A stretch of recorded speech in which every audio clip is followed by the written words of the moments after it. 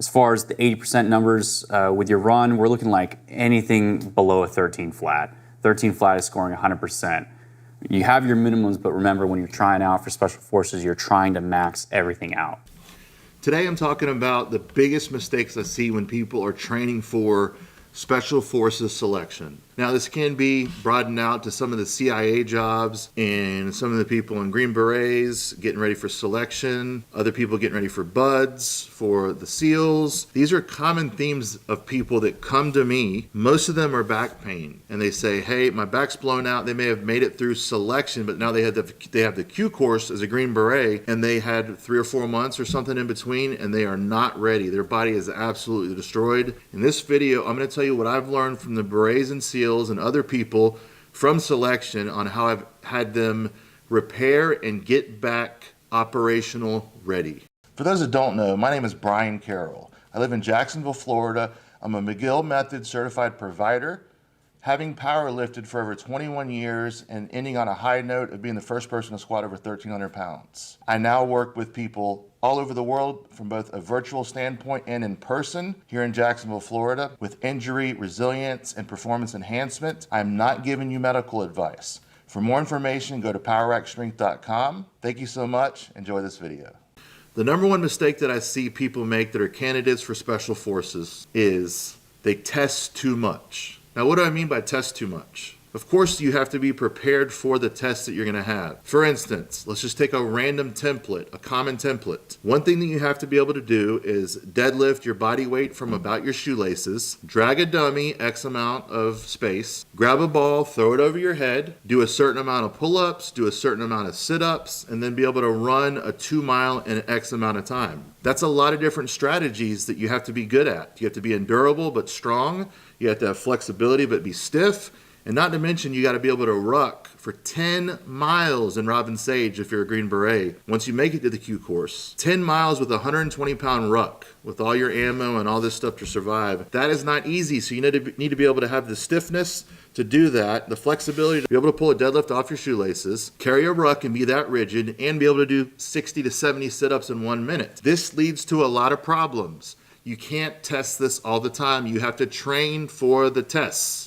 The second reason why I see people get hurt, or the mistakes that Special Forces operators make as they're moving into selection and the courses and such, is they train too damn hard. Now I know that you are working in a special environment. You're working with the elite of the elite. I know the Berets and SEALs that I know, they're sharp, they're smart, they can blend in, they're strong, they're endurable, they're flexible. They have all these different things that they can do, and they're very good at these things. So they're type A personalities, almost every single one of them. Most type A personalities train too damn hard.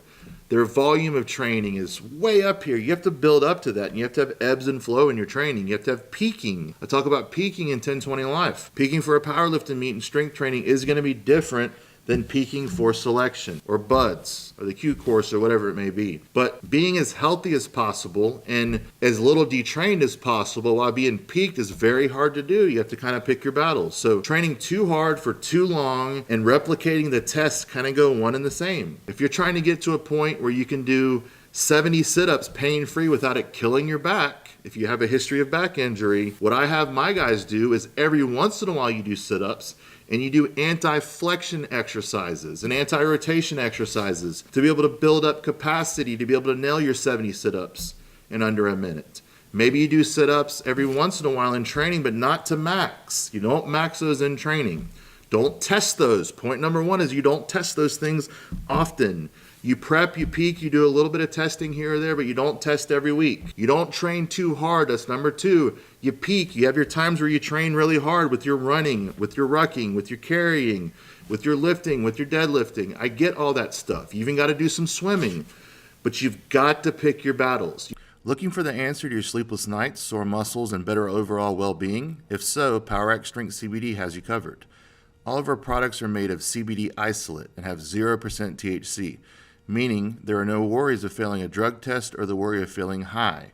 With PowerAct Strength CBD, we offer a wide range of products and payment options to ensure you have the option that best fits your needs. Don't just take it from me. All of our reviews and client testimonials on our site speak for themselves. You can even get 20% off your order by using code YT1306 at checkout. Go to powerxstrengthcbd.com to order now so you can get back to sleeping, recovering, lifting, feeling, and being better. So along with they test too much, they train too hard, they don't train their core appropriately. They do a bunch of bending and twisting and stretching and all these different core exercises when that's not going to be what they need for their specific job. Yes, you got to have flexibility. You got to be able to get down and be able to carry your men. You got to be able to carry a ruck on your back, 120 pounds for 10 miles. I get all that, but the way you train for this is not testing all the time, not training too hard all the time. You train your core to stimulate core endurance. You need that muscular endurance to be able to keep yourself upright with the ruck, to be able to resist. Many of the people that I see that are training for selection are doing the sit-ups all the time. They're doing the leg raises. They are killing their back. Instead, successful cases that I've had, they do back extension, hold for time, build the spinal extensor muscles, build that endurance. They do carries. They do yoke walks. They do stir the pot. They do variations of the big three and planks, and they build capacity to be able to have the core endurance to get through these courses. They don't go out every single day and put a 120-pound ruck on their back. They do ruck with plate carriers and rucks and all that stuff, but they don't go maximum all the time. They use specialized exercises to build their core so they can ruck, so they can have a core of iron, so they can carry their ruck, and they can also bend and get down on the ground and do everything they need to and be able to swim. They don't train too hard. They back off. They don't train like a teenager anymore. A beret in his 30s trains a lot different than a beret in his 20s, who trains a lot different than my berets in their 50s. You see what I mean? Each thing is different depending on where they are in their biological and their training life, their lifting life. Everything's a bit different. They don't test too much anymore either. They might do sit-ups one time before their selection or before they have to report back for PT. They don't beat the hell out of the tests all the time. They prepare for it. They're ready for it. They know what to do. A lot of my berets, they won't pull off the floor very much. They won't deadlift out their shoelaces too often. They'll do it once or twice to train, to make sure they have the technique down, and then they leave it alone until it's time to absolutely do it. Bonus. My experience with guys going through selection in the Q course, they're not always going to have time to warm up. So make sure you can warm up as much as possible. And warm up can be an absolute game changer when you can. I get you can't do this if you're in battle, but when you can warm up, prime the core a little bit of core stiffening, a little bit of hip mobility might help you go to the next level. And you're not training with the right exercises to treat the core effectively and build that endurance that you need when you're pushed to the absolute human limit to be an Army or Navy or American military special forces.